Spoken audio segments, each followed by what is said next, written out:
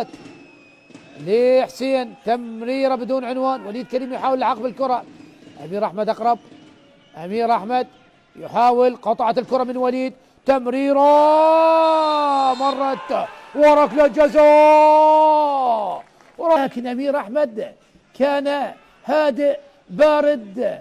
نعم كان هناك برود لدى أمير أحمد بالذهاب إلى الكرة، يعني وخاصة اللاعب أحمد صبري وعبد سليم حماد.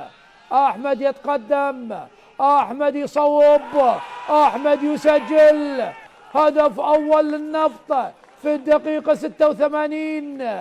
أي هدف يأتي في وقت صعب جدا بالتعويض. هل ينجح نادي الميناء بالعودة بنتيجة هذا اللقاء؟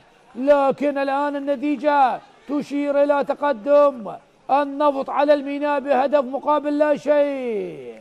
الآن عباس ياس هو الكابتن. هل خرج بعد خروج مند عبد الرحيم؟ نعم. وهنا الهدف من أحمد صبري. أحمد صبري الذي لعب كرة قوية جدا. نعم عبد سليم حماد ذهب بنفس الزاوية، لكن صعبة جدا صعبة جدا صعبة جدا.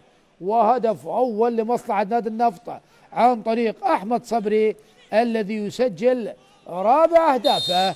أحمد صبري سجل في مرمى النجف وسجل في مرمى نفط البصرة، وأيضا سجل في مرمى الحدود. أحمد صبري يزور شباك الفرق البصرية.